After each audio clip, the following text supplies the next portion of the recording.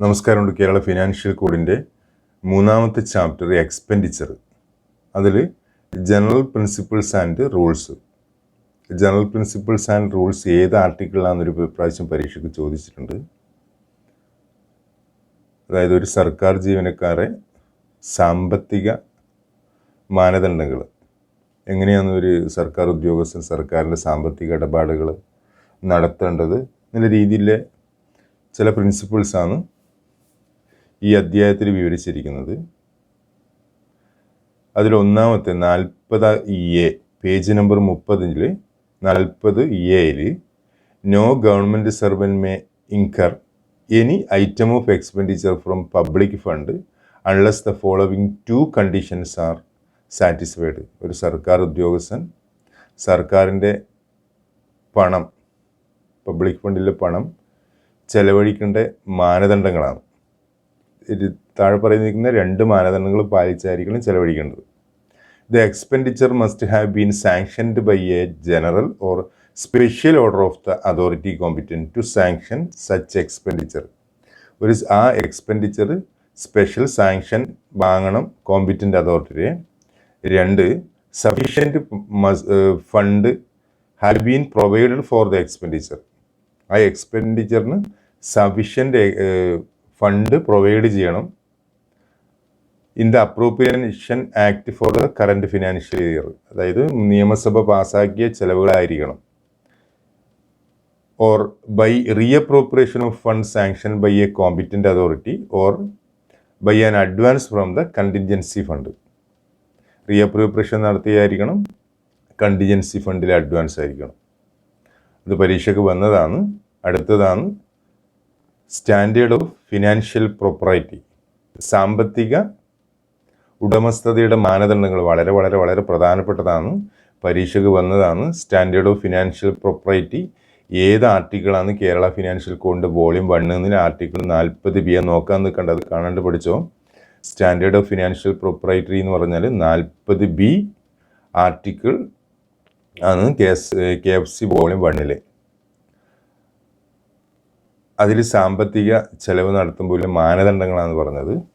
അതിൽ ബിയിൽ ഫസ്റ്റ് പാരഗ്രാഫിൽ every government servant who incurs or authorise the incurring of any expenditure from public fund should see that it does not contravene the following principle which are known as the standard financial propriety എന്ന് ചോദിച്ചിട്ടുണ്ട്. Definition ചോദിച്ചിട്ടുണ്ട്. എന്നിട്ട് ഇതിൻ്റെ multiple standard financial propriety എന്ന് ചോദിച്ചിട്ടുണ്ട്. ഒരുപാട് പ്രാവശ്യം ചോദിച്ചതാണ് പരീക്ഷയ്ക്ക്. തൊട്ടടുത്ത് അതിൻ്റെ 40B1 ഒന്ന് ശ്രദ്ധിക്കുക. The expenditure should not be prima facie more than the occasion demands. അതും ഒന്ന് നോക്കാം. അടുത്ത രണ്ടാമത്തെ ഐറ്റം നോക്കാം. A government servant should not exercise his power of sanctioning expenditure as so as to pass an order of directly or indirectly his own advantage. ഒരു സർക്കാർ ഉദ്യോഗസ്ഥൻ അദ്ദേഹത്തിൻ്റെ വ്യക്തിപരമായ കാര്യത്തിന് വേണ്ടിയിട്ട് സർക്കാർ ഫണ്ട് ഉപയോഗിക്കരുത്. ഡയറക്റ്റ് ആയി കഴിഞ്ഞാലും ഇൻഡയറക്റ്റ് ആയി കഴിഞ്ഞാലും. വ്യക്തിഗത ആവശ്യങ്ങൾ എന്ന് പറഞ്ഞാൽ പിന്നെ പണമായോ മറ്റു രീതിയിലോ ചെയ്യരുതെന്നാണ് ഇത് പറഞ്ഞിരിക്കുന്നത്. മൂന്നാമത്തത് public money should not be utilised for the benefit of a particular person. ഒരു പ്രത്യേക വ്യക്തിക്ക് വേണ്ടിയിട്ട് പബ്ലിക് മണി ഉപയോഗിച്ചുകൂടാ. Or section of the community unless, അതിൽ 2 എക്സെപ്ഷൻ കൊടുത്തിട്ടുണ്ട്. The expenditure involved is 100 or less. A claim for the amount would be enforced in a court of law or the expenditure is in pursuance of the recognized policy or custom. 36ാമത്തെ പേജിലാണ്. ആദ്യം 2ാമത്തെയും 3ാമത്തെയും item ഒന്ന് നോക്കാം. അത് പരീക്ഷയ്ക്ക് വന്നതാണ്. അടുത്ത important of financial principles article 40C ഏത് ആർട്ടിക്കിളാണെന്ന് ചോദിച്ചിട്ടുണ്ട്. Standard of financial പ്രോപ്പറൈറ്റി 40B ആണെങ്കിൽ importance of financial principle 40C ആണ്. അതിൽ it should be clearly understood that 10 item കൊടുത്തിട്ടുണ്ട്. അതായത് ഒരു സർക്കാർ ജീവനക്കാരൻ സാമ്പത്തിക ഇടപാടുകൾ ഈ നിയമപ്രകാരം ചെയ്തു കഴിഞ്ഞാൽ യാതൊരു രീതിയിൽ ഒരു അഴിമതിയും നടക്കൂല. വളരെ കൃത്യമായിട്ടൊരു സർക്കാർ ഉദ്യോഗസ്ഥൻ എങ്ങനെ സാമ്പത്തിക ഇടപാടുകൾ നടത്തുന്നതിന് കാര്യങ്ങളാണ് പറഞ്ഞിട്ട് ഇമ്പോർട്ടൻറ്റ് ഫിനാൻഷ്യൽ പ്രിൻസിപ്പിളാന്ന് പറഞ്ഞിട്ട് ഒരു കൃത്യമായ ഒരു ബെസ്റ്റ് സർക്കാർ ജീവനക്കാരൻ ഈ നിയമം ക്യാപ്സിൽ ഈ നിയമം ഫോളോ ഒക്കെ ചെയ്ത് കഴിഞ്ഞാൽ സർക്കാരിന് ഒരുപാട് മെച്ചം കിട്ടും. അതിൽ എല്ലാം നിങ്ങളൊന്ന് നോക്കാം, എല്ലാം വളരെ പ്രധാനപ്പെട്ടതാണ്, പരീക്ഷയ്ക്ക് വന്നതാണ്. ഒന്നാമത്തെ ഐറ്റം ഒന്ന് ശ്രദ്ധിക്കുക. രണ്ടാമത്തെ item money paid should under no circumstances be kept out of accounts. മൂന്നാമത്തത് inevitable payment should not be postpone even for the purpose of avoiding an excess over a grand or appropriation. നാലാമത്തതൊന്ന് ശ്രദ്ധിക്കുക. അഞ്ചാമത്തതും ഒന്ന് ശ്രദ്ധിക്കുക, വായിക്കാം. ആറാമത്തതാണ് ഈ standard of important financial പ്രിൻസിപ്പിൾസിലെ ഏറ്റവും പ്രധാനപ്പെട്ട ഒരു പോയിൻ്റാണ് all appropriation lapses at the close of the financial year. ഏറ്റവും കൂടുതൽ തവണ ചോദിച്ചതാണ്. When does an appropriation lapse? ചോദ്യം. At the close of the financial year. 8 നോക്കുക. ഒമ്പതാമത്തത് should always be expressed both in words and figures. അതാണ് എൻ്റെ keyword. 10ാമത്തതും ഒന്ന് ശ്രദ്ധിക്കാം. 10ാമത്തെ ഐറ്റം, അതായത് 40ാമത്തെ ആർട്ടിക്കിളിലെ സി സെക്ഷനിലെ 10ാമത്തത്. അടുത്ത പേജ് ഒന്ന് നോക്കാം.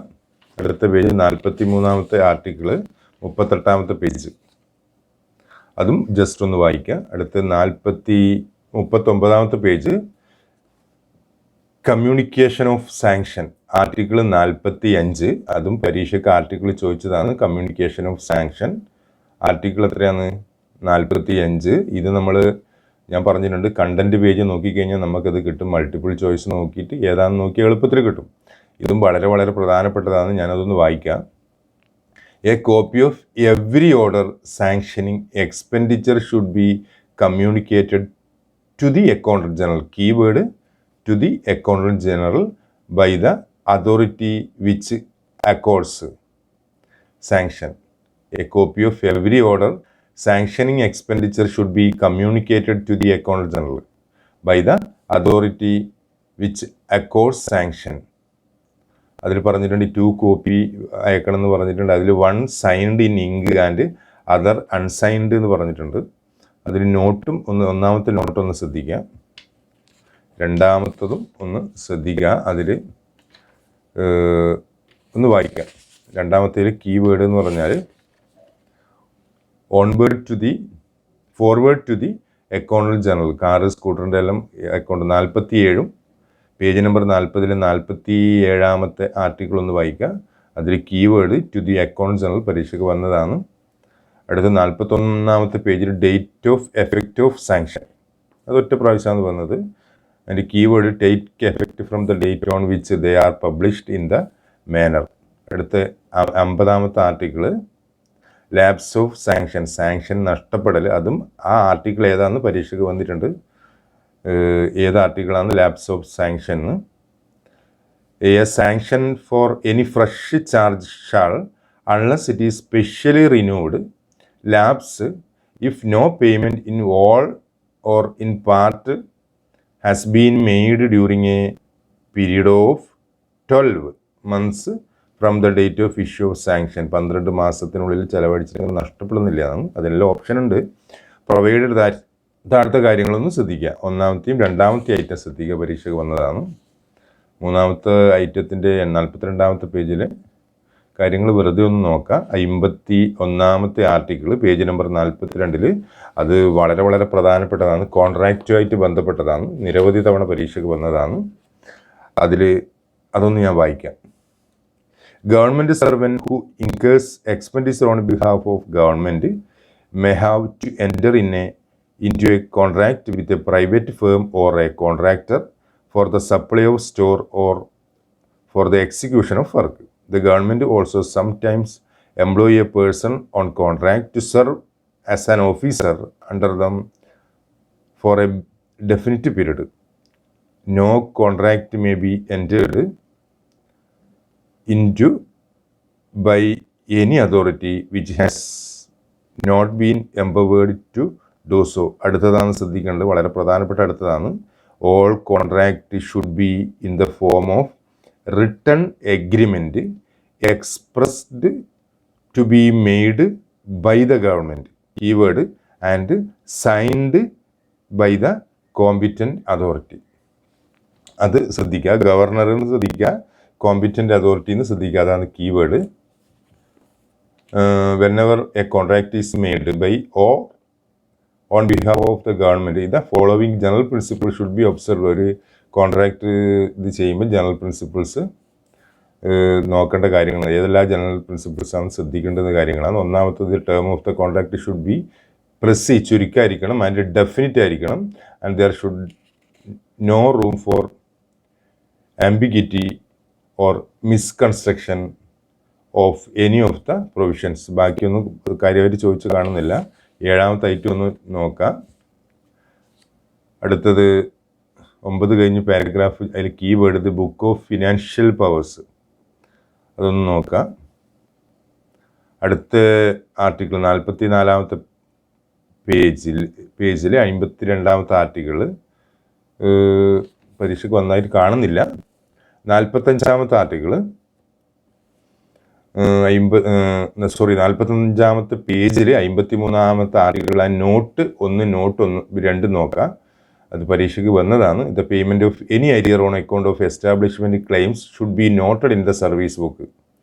എനിക്ക് ഏത് അരിയർ പേയ്മെൻറ്റ് ചെയ്ത അരിയർ സർവീസ് ബുക്കിൽ നോട്ട് ചെയ്യണം, അല്ലെങ്കിൽ other service record of the officers concern immediately on എൻകാഷ്മെൻറ്റ് of the claim. ഒരു ക്ലെയിം എൻകാഷ് ചെയ്ത് കഴിഞ്ഞാൽ സർവീസ് ബുക്കിൽ നോട്ട് ചെയ്യണം, അല്ലെങ്കിൽ അതർ സർവീസ് റെക്കോർഡിൽ അത് നോട്ട് ചെയ്യണം immediately on cash of the claim. അത് ചെയ്യണമെന്നാണ്. Note 2, sanction of government will be necessary for the payment of the claim referred in article 55.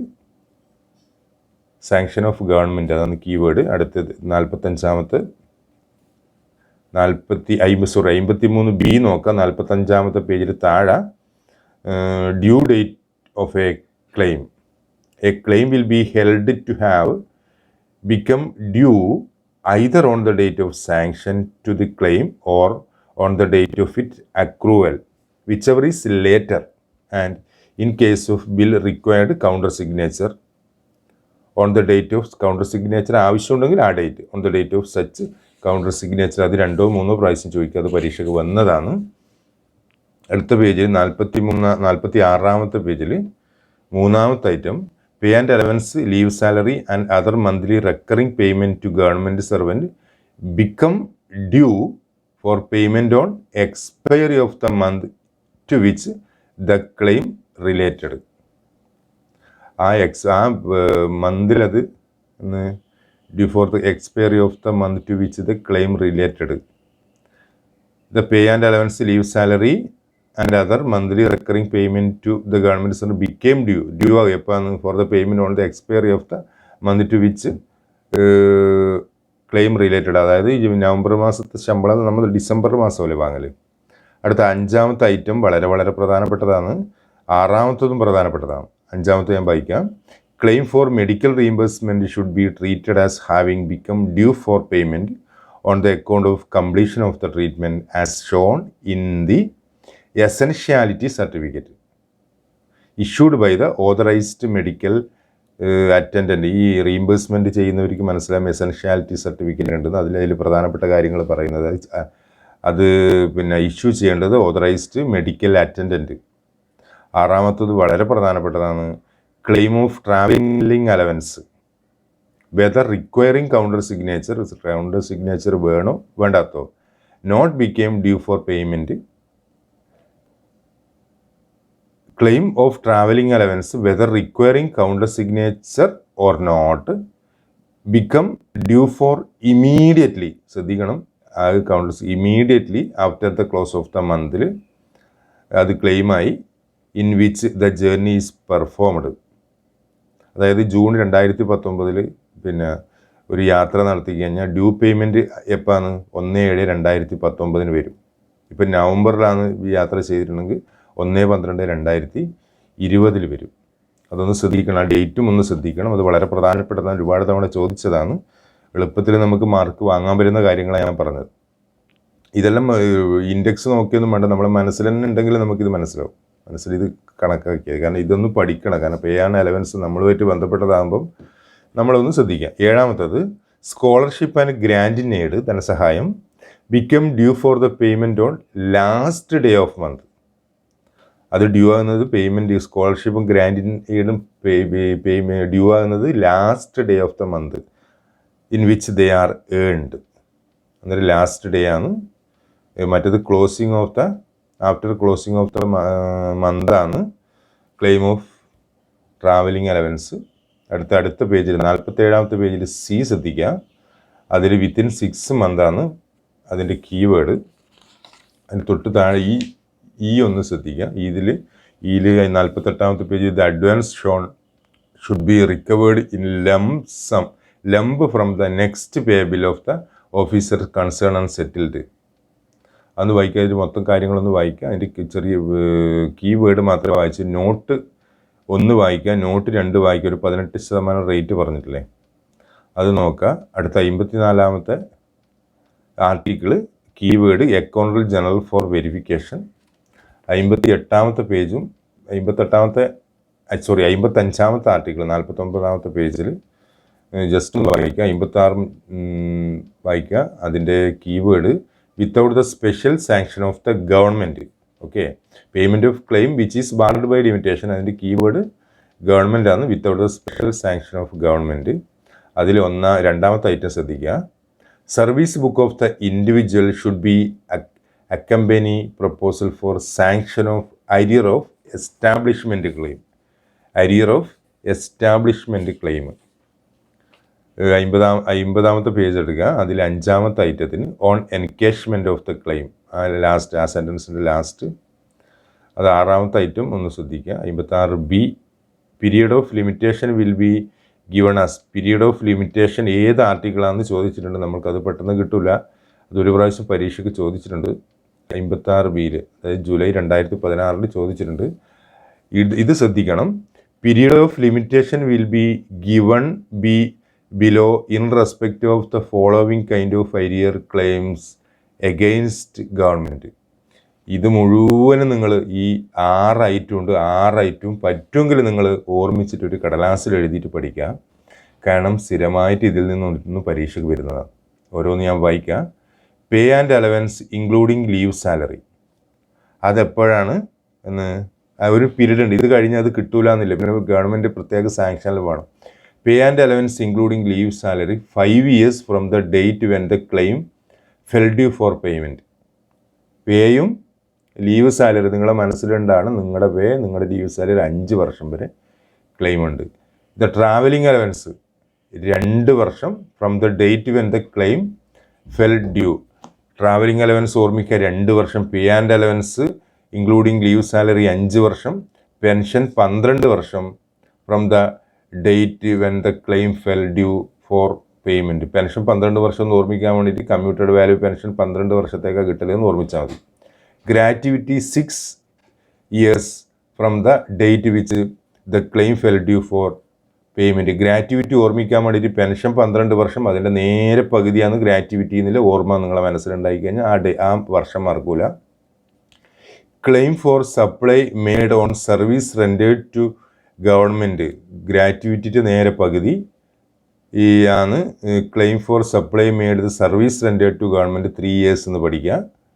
All other claims 3 years from the date when the claim fell due. അതിലാകെ നമ്മൾ ഓർമ്മിക്കേണ്ട 2 സംഭവങ്ങൾ ഏതാണ്? Pay and allowance and salary 5 വർഷം, travelling allowance 2 വർഷം. ബാക്കി നിങ്ങളെ മനസ്സിൽ നിന്ന് ഇങ്ങനെ കിട്ടും. പെൻഷൻ 12 വർഷം, ഗ്രാറ്റുവിറ്റി 6 വർഷം, claim for supply made or service rendered to government 3 വർഷം. അതായത് പകുതി ആയിട്ട് എടുക്കുക. ലാസ്റ്റ് ബാക്കിയെല്ലാം 3 വർഷം എന്നുള്ള രീതിയിൽ പഠിക്കുക. വളരെ പ്രധാനപ്പെട്ടതാണ്. അടുത്തത് arrear claiming relating to statutory grant. Chapter മുഴുവനും വളരെ പ്രധാനപ്പെട്ടതാണ്. അടുത്ത 52ാമത്തെ പേജിൽ arrear claim relating to statutory grant, അതും വളരെ പ്രധാനപ്പെട്ടതാണ്. ഇതിൻ്റെ വർഷം മറ്റേത് പഠിച്ച് കഴിഞ്ഞ് കഴിഞ്ഞാൽ മാത്രം ഇതിൻ്റെ ഡേറ്റ് ഒന്ന് ഓർമ്മിക്കാം. Arrear claims including those relating to statutory grant will be sanctioned by government when the claim is preferred within 3 years subsequent to the year in which the payment was due. If the claim is preferred after the period, it will be similarly rejected by the government except condition and പറയുന്നുണ്ട് when money due to a local body has been credited to government revenue by a mistake on the part of the government officer. B. When the local body concerned in a position to establish that it had no direct means of ascertaining earlier the mistake, providing that the amount involved excess ₹1. നമ്മുടെ പരീക്ഷയ്ക്ക് നമ്മൾ എളുപ്പത്തിൽ ജയിക്കാനുള്ള വാക്കുകൾ ഒരുപാട് പഠിക്കലല്ല, ഒരു text പുസ്തകത്തിൽ ഏറ്റവും പ്രധാനപ്പെട്ട കുറേ കാര്യങ്ങളുണ്ട്. അതാണ് സാധാരണ ചോദ്യകർത്താക്കൾ ഉൾപ്പെടുത്തൽ. കാരണം അവർക്കറിയാം നിങ്ങൾ ഇങ്ങനത്തെ ഒരു ധാരണകളെല്ലാം നിങ്ങൾക്ക് വേണം ഒരു സർക്കാർ ഉദ്യോഗസ്ഥനാകുമ്പോൾ. അതുകൊണ്ടാണ് വളരെ പ്രധാനപ്പെട്ട കാര്യങ്ങളെല്ലാം നമ്മളെ ക്വസ്റ്റ്യൻ പേപ്പറിൽ ഉൾപ്പെടുത്തുന്നു. അടുത്ത 59ാമത്തെ supply of information to audit. അത് ഏത് ആർട്ടിക്കിളാണെന്ന് പരീക്ഷയ്ക്ക് ചോദിച്ചിട്ടുണ്ട്. 53ാമത്തെ പേജിൽ over charges and audit objection, അത് 2 പ്രാവശ്യം ഏത് ആർട്ടിക്കിളാണെന്ന് ചോദിച്ചിട്ടുണ്ട്. അടുത്ത 61ാമത്തെ വളരെ പ്രധാനപ്പെട്ടതാണ്, അതൊന്ന് ഞാൻ വായിക്കാം. ദ അക്കൗണ്ടന്റ് ജനറൽ, അത് കീവേഡാണ്, is responsible for the auditing of all expenditure charge against the government എല്ലാ എക്സ്പെൻഡിച്ചർ അക്കൗണ്ടന്റ് ജനറൽ ഓഡിറ്റ് ചെയ്യും. If the any item of expenditure is found to be irregular or in excess of what is due, he proceed to remove the irregularity or recover the excess amount paid through the treasury officer, and he usually issue a warning slip to the drawing officer concerned at the same time. അതിൻ്റെ keyword account general, warning slip, drawing officer concerned. അതിൻ്റെ തൊട്ടടുത്ത paragraph, while an officer is under suspension and is in receipt of subsistence grant, the retrenchment order in respect of any overpayment made to him in the post shall be issued by the AG in consultation with authority competent to place the officer under suspension. അത് വന്നതാണ്. അടുത്ത 62ാമത്തതും വളരെ പ്രധാനപ്പെട്ടതാണ്.